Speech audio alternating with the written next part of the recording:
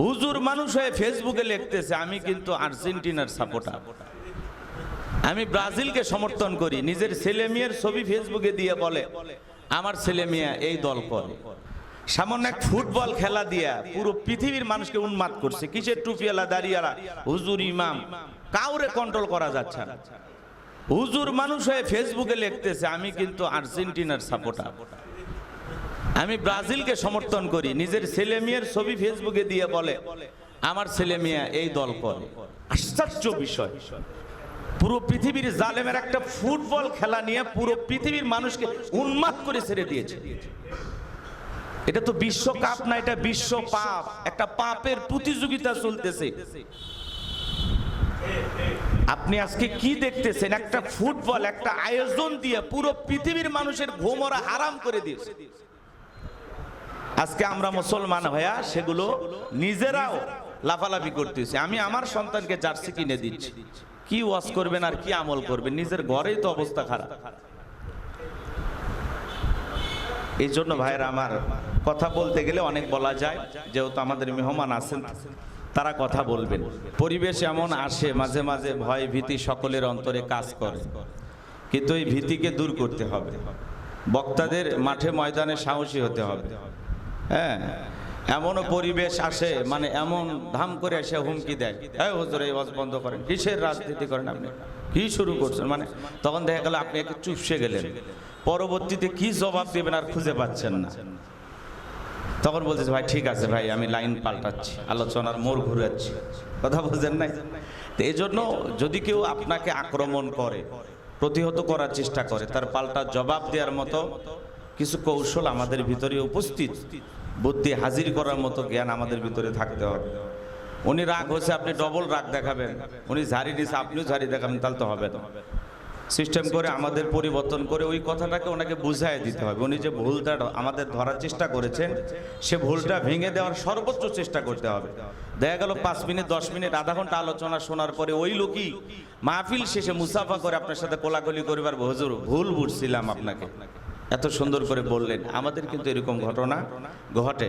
এজন্য হয়তোবা মাঠে ময়দানে দুই এক জায়গায় বাধাগ্রস্ত হলে আমরা ভয় পাবো না, ইনশাআল্লাহ সেটাকে জয় করার চেষ্টা করব। পারবো তো ইনশাআল্লাহ? আল্লাহ রাব্বুল আলামিন বলেন ওয়ালতাকুম মিনকুম উম্মাতুন ইয়াদউনা ইলাল খায়রি ওয়া ইয়া'মুরুনা বিল মা'রুফি ওয়া ইয়ানহাউনা আনিল মুনকার ওয়া উলাইকা হুমুল মুফলিহুন। তোমাদের মধ্যে এমন একটা দল থাকবে যারা মানুষকে কল্যাণের দিকে আহ্বান করবে, নিজেরা সৎ কাজ করবে, মানুষকেও সৎ কাজের দিকে আহ্বান করবে এবং অসৎ কাজ থেকে মানুষকে বিরত রাখবে। তারাই হলো সফল কাম। আমরা যদি জীবনে সফলতা অর্জন করতে পারি, এই গুণগুলো আমাদের প্রত্যেকের ভিতরে থাকতে হবে। আমরা মানুষকে আল্লাহর দিকে আহ্বান করব, পাশাপাশি আমরা নিজেরাও আল্লাহর সেই প্রিয় গোলাম হওয়ার চেষ্টা করব। আমাদের ব্যানারে যে আয়াতটা লেখা আছে আপনারা সবাই দেখছেন, এই আয়াতে আল্লাহ রাব্বুল আলামিন বলেন ওয়ামান আহসানু কাওলাম বিমান দাআ ইলাল্লাহি ওয়া আমিলা সলিহান ওয়া ক্বালা ইন্নানি মিনাল মুসলিমিন। তার কথার চাইতে আর কার কথা উত্তম হতে পারে যে মানুষকে আল্লাহর পথে আহ্বান করে, সৎ কাজ করে, কল্যাণের দিকে মানুষকে ডাকে এবং ঘোষণা করে আমি মুসলমান, আমি আত্মসমর্পণকারী। তার মানে আমরা আল্লাহর কাছে আত্মসমর্পণ করেছি। যারা আল্লাহর কাছে আত্মসমর্পণ করে, যারা আল্লাহর প্রকৃত গোলাম হয়, আল্লাহর অনুগত বান্দা হয়, তাদের ভিতরে আল্লাহ ছাড়া পৃথিবীর কোনো মানুষের ভয় থাকতে পারে না। যত বড় ক্ষমতা ধরো, আজকে সীমান্তে দেখতেছেন না, বর্ডারগুলোতে দেখেন, সীমান্ত এলাকাগুলোতে দেখেন, বাংলাদেশের সীমান্ত রক্ষা বাহিনী যারা আছেন, ভারতের যারা আছেন, তুমুল কিন্তু একটা উত্তেজনা কাজ করতেছে। এরপরেও আমাদের যারা দায়িত্বশীল আছেন, আমাদের এই দেশের যারা সীমান্তবর্তী এলাকায় দায়িত্ব পালন করতেছেন, তারা বলতেছেন আপনারা গুলি করলে আমরা কিন্তু বসে থাকবো না, আমরা পাল্টা গুলি চালাবো। এই শুভেন্দু অধিকারী পশ্চিমবঙ্গে ক্ষমতা আসার পরে অনেক মুসলমানকে নির্যাতন জুলুম করে সীমান্তবর্তী এলাকায় পাঠিয়ে দিচ্ছেন, তারা যেন বাংলাদেশে প্রবেশ করে। এজন্য চরম উত্তেজনা কাজ করতেছে। বিভিন্ন এলাকায় তুমুল আকারে মানুষ লাঠি সোটা নিয়ে যাচ্ছে। আমাদের বিজেপির ভাইরা বলছেন আপনারা এভাবে থাকেন, পাশে থাকেন, কিন্তু আমরা আপাতত এখানে থাকি, এখানে থাকলে আপনাদেরকে দেখে তারা গুলি মারতে পারে, আপনারা ক্ষতিগ্রস্ত হতে পারেন, এজন্য আপনারা যান, যখন প্রয়োজন হবে আমরা ডাকব। তার মানে ইসলামপন্থী মুসলমানেরা ঐক্যবদ্ধ না থাকলে আজকে পুরো পৃথিবীর দিকে তাকায় দেখেন, জালেমের আমাদেরকে গ্রাস করে ফেলেছে।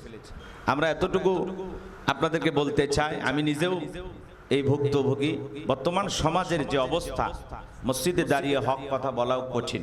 এরকম পরিবেশ আমরা অতীতে পার করে এসেছি, সামনে আরো কঠিন দিন আসতে পারে, কিন্তু এর মোকাবেলা করে আমাদেরকে টিকে থাকতে হবে। আমরা কখনো হতাশাগ্রস্ত হব না। ওয়ালা তাহিনু ওয়ালা তাহজানু ওয়া আনতুমুল আ'লাউনা ইন কুনতুম মুমিনুন। তোমরা হতাশাগ্রস্ত হয় না, ভেঙে পড়ো না, দুর্বল হয় না। যদি ঈমানের দাবিতে আমরা মুমিন থাকতে পারি, ঐক্যবদ্ধ থাকতে পারি, তাহলে আমাদের উপরে আল্লাহর সাহায্য আসবে, বিজয় একদিন অর্জিত হবেই হবে ইনশাআল্লাহ।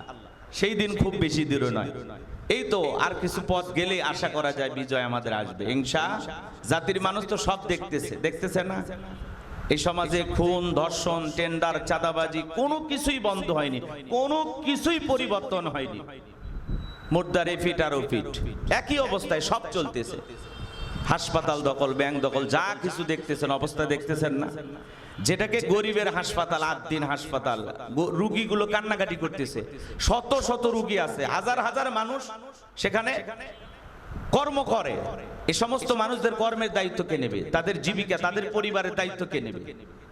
এরকম ঘটনা যদি ঘটে, এই যে একটা 6টা বাচ্চা মারা যাওয়ার কারণে যে ঘটনা ঘটছে, এরকম যদি চলতে থাকে, এটাই যদি তাদের ন্যায় কাজ হয়ে থাকে, তাহলে আগামীতে বাংলাদেশের অধিকাংশ সরকারি হাসপাতালগুলো বন্ধ হয়ে যাবে, যেখানে রহরহ এইরকম বিচ্ছিন্ন ঘটনা ঘটে থাকে। তো যেই ঘটনা ঘটেছে সেটাকে কেন্দ্র করে তাদের সাথে যারা দায়িত্ব আছে তাদের যদি একটা ব্যবস্থা নিত সেটা ভিন্ন কথা, কিন্তু তার কারণে পুরো একটা হাসপাতালে লাইসেন্স বাতিল করা, যেখানে গরিব দুঃখী অসহায় মানুষেরা মাত্র সামান্য টাকা দিয়ে সেবা পায়। সারা দেশে এরকম অনেক তাদের হাসপাতাল আছে। তো যাই হোক, আমরা এতটুকু বলতে চাই, দেশকে এগিয়ে নিয়ে যেতে হলে ওলামা ইকরাম যে মেম্বারের দায়িত্ব আপনারা পালন করতেছেন, মাঠে ময়দানে যেভাবে কথা বলতেছেন, আল্লাহর উপরে তাওয়াক্কুল করে আল্লাহর রসুলের প্রিয় উম্মত হয়ে আমরা যেন এই কাজগুলো মাঠে ময়দানে করে যেতে পারি। আল্লাহ পাক সেই তৌফিক আমাদেরকে দান করুন।